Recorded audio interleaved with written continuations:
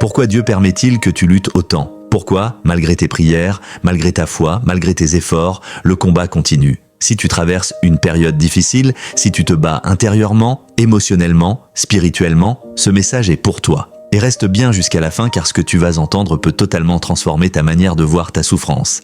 Et surtout, ta relation avec Dieu. Mais avant de commencer, abonne-toi à Lumière de Foi, like cette vidéo et écris en commentaire « Je fais confiance à Dieu ». Ce simple acte peut être le début d'un tournant spirituel dans ta vie. Il y a une vérité que peu de gens osent dire clairement. Dieu ne permet jamais une lutte sans raison. Ta bataille actuelle n'est pas un accident, ce n'est pas une erreur, ce n'est pas un oubli de Dieu. Dans la Bible, chaque homme et chaque femme utilisés puissamment par Dieu sont passés par une saison de lutte intense avant leur percée. Et si tu luttes aujourd'hui, c'est peut-être parce que Dieu prépare quelque chose de plus grand que ce que tu imagines. Beaucoup pensent que la lutte est un signe d'échec spirituel.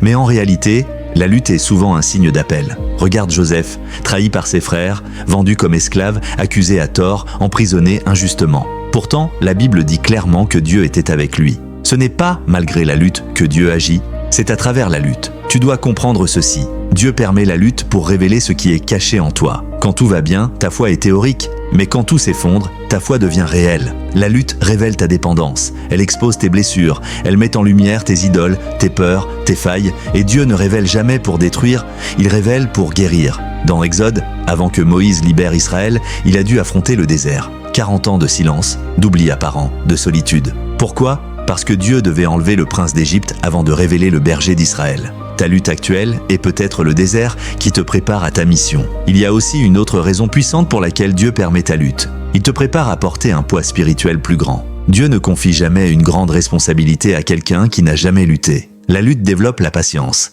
Elle forge l'humilité. Elle crée une compassion authentique. Tu ne peux pas consoler une âme brisée si tu n'as jamais été brisé toi-même. Regarde David. Avant d'être roi, il a été rejeté, oublié, poursuivi, trahi. Mais c'est dans la grotte, pas sur le trône, que David a appris à faire confiance à Dieu. Et peut-être que ta grotte actuelle est en train de te former pour ton futur palais. Parfois, Dieu permet la lutte parce qu'il veut te détacher de ce qui ne peut pas te sauver. Quand tout va bien, on s'appuie sur ses forces, ses relations, ses ressources. Mais quand tout s'écroule, il ne reste qu'une seule chose, Dieu. Et c'est souvent là que la relation devient vraie, profonde, sincère. La Bible dit dans 2 Corinthiens 12 que Paul a supplié Dieu de retirer son épreuve. Mais Dieu lui a répondu « Ma grâce te suffit, car ma puissance s'accomplit dans la faiblesse ». Dieu ne retire pas toujours le combat, mais il te donne la force de le traverser. Ta lutte n'est pas là pour te détruire, elle est là pour te transformer. Ce qui te fait mal aujourd'hui est en train de t'enseigner quelque chose que le confort ne t'aurait jamais appris. Il y a aussi une vérité difficile mais essentielle. Certaines luttes sont des combats spirituels invisibles. Daniel a prié et la réponse a été retardée non pas par le silence de Dieu, mais par un combat dans le monde spirituel.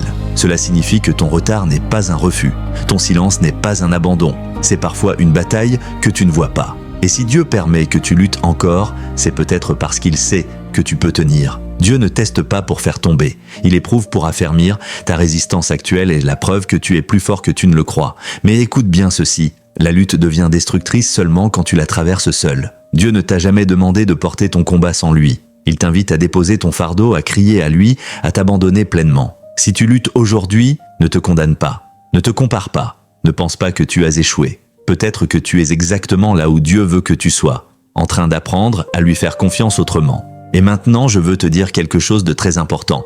Ta lutte a une fin. La Bible dit « Les pleurs peuvent durer une nuit, mais la joie vient au matin ». Dieu ne t'a pas amené aussi loin pour t'abandonner maintenant. Si tu es encore en vie, si tu écoutes ces mots, c'est que Dieu n'a pas fini avec toi. Ce combat n'est pas la fin de ton histoire. C'est le chapitre qui te prépare au témoignage. Alors, aujourd'hui, fais une prière simple dans ton cœur. « Seigneur, je ne comprends pas tout, mais je te fais confiance. » Et regarde comment, peu à peu, Dieu transforme ta lutte en force, ta douleur en sagesse et ton combat en victoire. Si ce message t'a parlé, abonne-toi à Lumière de Foi, like cette vidéo et écris en commentaire « Je ne lâche pas ». Cela aide la chaîne, mais surtout, cela affirme publiquement ta foi. Que Dieu te fortifie, te relève et te guide à travers chaque combat. Amen.